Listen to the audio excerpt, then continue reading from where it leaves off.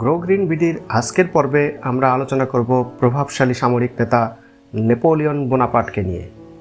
মূল আলোচনায় যাওয়ার পূর্বে ছোট্ট একটি ইন্ট্রো।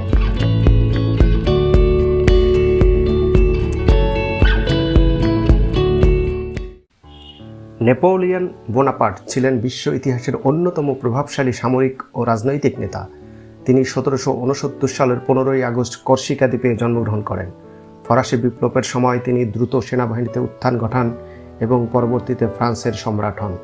তার নেতৃত্বে 19 শতকের গোড়ার দিকে ইউরোপকে পুনর্গঠিত করে এবং সামরিক কৌশল, আইন ও শাসন ব্যবস্থার গভীর প্রভাব ফেলে। নেপোলিয়ন একটি সাধারণ সম্ভ্রান্ত পরিবারে জন্মগ্রহণ করেন। খুব অল্প বয়সেই তিনি ফ্রান্সের একটি সামরিক বিদ্যালয়ে ভর্তি হন এবং কৌশল ও নেতৃত্বে অসাধারণ প্রতিভা দেখান। ফরাসি বিপ্লবের সময় তিনি ইতালি ও মিশরের সামরিক অভিযানের সাফল্যের মাধ্যমে খ্যাতি অর্জন করেন। 1799 সালে একটি অভ্যর্থনের মাধ্যমে রাজনৈতিক ক্ষমতা দখল করেন এবং ফ্রান্সের ফার্স্ট কনসাল হন। 1804 সালে তিনি নিজেই সম্রাট ঘোষণা করেন, যা নেপোলিয়নিক সাম্রাজ্যের সূচনা চিহ্নিত করে। নেপোলিয়নিক যুদ্ধসমূহ 1803 সাল থেকে 1815 সাল পর্যন্ত নেপোলিয়ন ইউরোপ জুড়ে একাধিক যুদ্ধ পরিচালনা করেন, যেগুলো নেপোলিয়নিক যুদ্ধ নামে পরিচিত। তিনি ইউরোপের বেশিরভাগ অংশ দখল করেন এবং বিভিন্ন দেশের জোটকে পরাজিত করেন। তার সবচেয়ে উল্লেখযোগ্য বিজয়গুলোর মধ্যে রয়েছে অস্ট্রালিস যুদ্ধ, যা 1805 সালে সংঘটিত হয়, এবং ওয়াগ্রাম যুদ্ধ, যা 1809 সালে সংঘটিত হয়। তিনি নেপোলিয়নিক কোড নামক একটি আইন প্রণয়ন করেন, যা বিশ্বজুড়ে অনেক দেশের আইনি ব্যবস্থাকে প্রভাবিত করে।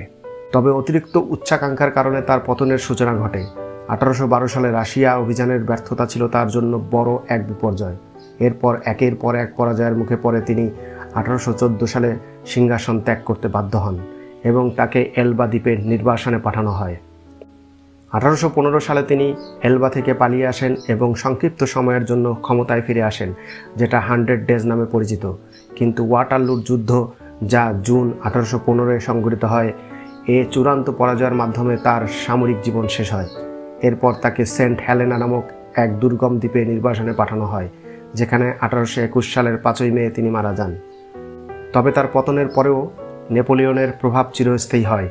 তিনি সামরিক কৌশল পরিবর্তন করেন, মেধার ভিত্তিতে নেতৃত্ব প্রচলন করেন এবং এমন অনেক সামাজিক ও আইনগত সংস্কার আনেন যা আধুনিক ইউরোপ গঠনে গুরুত্বপূর্ণ ভূমিকা রাখে। তার জীবন ইতিহাসে এক অসাধারণ দৃষ্টান্ত, উচ্চাকাঙ্ক্ষা, প্রতিভা ও ক্ষমতার সীমার মধ্যে।